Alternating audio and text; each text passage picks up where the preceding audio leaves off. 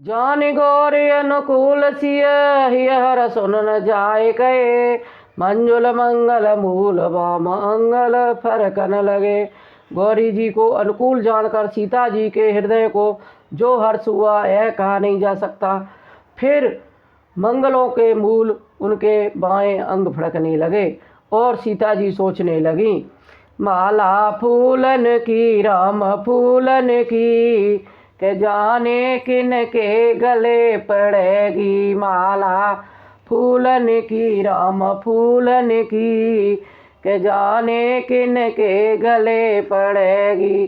बेटा दशरथ के रामो दशरथ के जाने पैरेंगे के नाय। माला फूलन की राम फूलन की, के जाने किन के गले पड़ेगी। बेटा दशरथ के रामो दशरथ के जाने पहनेंगे के नाय। माला फूलन की राम फूलन की, के जाने किन के गले पड़ेगी। हृदय सरावत सियलो नाई, गुरु समीप गवने भाई। राम का सबको सिख पाई, सरल स्वभाव छुअत छल नाई। हृदय में सीता जी के सौंदर्य की सराहना करते हुए दोनों भाई गुरु जी के पास गए।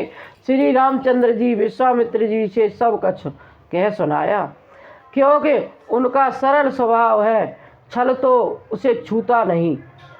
सुमन पाए मुने पूजा कीनी, पुण्य आशीष दो बानय दीनी।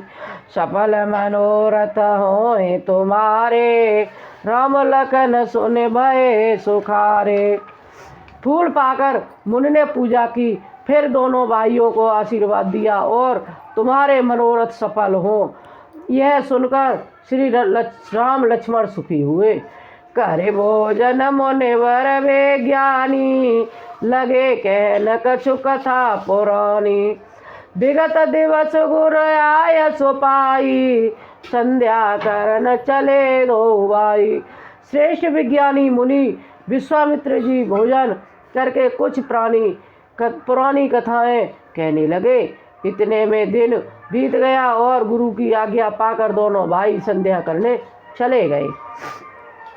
प्राची देश ससे सुबाऊ, सिय मुख सरस देखे सुख पाऊ। भौरे विचार की न मन माही, सिय बदन समय मकर नाही। उधर पूर्व दिशा में सुंदर चंद्रमा उधर उदय हुआ।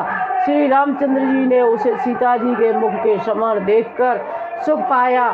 फिर मन में विचार किया, और यह चंद्रमा सीता जी के मुख के समान नहीं है। जन्म सेंदु पुण्य बंदो बेसो, दिन मलिन संकलक। क्षीय सुख समता पाओ के में, चंद बापरो रंक। खारे समुद्र में तो इनका जन्म, फिर उसी समुद्र से उत्पन्न होने के कारण विष का भाई दिन में यह मलिन शोभाहीन नस्तेज रहता है और कड़ी काले दाग से युक्त है। बेचारा गरीब चंद्रमा सीता जी के मुख की बराबरी कैसे पा सकता है। घटाए बढ़ाए बेरहने दुखदाई, ग्रसय राव निज सिंधय पाई। भूख शोक प्रद पंकज द्रोही, अवगुण बहुत चंद्रमा तोही। फिर यह घटता बढ़ता है और बहरी स्त्रियों को दुख देने वाला है। राहु अपने संधि में पाकर इससे ग्रस्त लेता है। चकवे को चकवी के वियोग का शोक देने वाला और कमल का वैसे मुरझा देने वाला है। हे चंद्रमा, तुझ में बहुत से अवगुण हैं जो सीता जी में नहीं है। वह देही मुख पट तर दीने, होए दोषो बड़ अनुचित कीने। शीयस मुख छब विदु ब्याज बखानी, गुरु पय चले निशा बड़े जानी। अतः जानकी जी के मुख तुझे उपमा देने में बड़ा अनुचित कर्म करने का दोष लगेगा। इस प्रकार चंद्रमा के बहाने सीता जी के मुख की छवि का वर्णन करके बड़ी रात हो गई। जान वे गुरु जी के पास चले। करे मन चरण सरोज प्रमाना, आय सुपाय की न विश्रामा। विगत निसार रघुनायक जागे, बंधु बिलोक के नयस लागे। मुन के चरण कमलों में प्रणाम करके आज्ञा पाकर उन्होंने विश्राम किया। रात बीतने पर रघुनाथ जी आगे जागे और भाई को देखकर ऐसा कहने लगे, ओयो अरुणयवलोक होता था, पंकज को कलोक सुखदाता। बोले लखन जोर जोग पानी, प्रभ प्रभाव सूचक मृदुवाणी।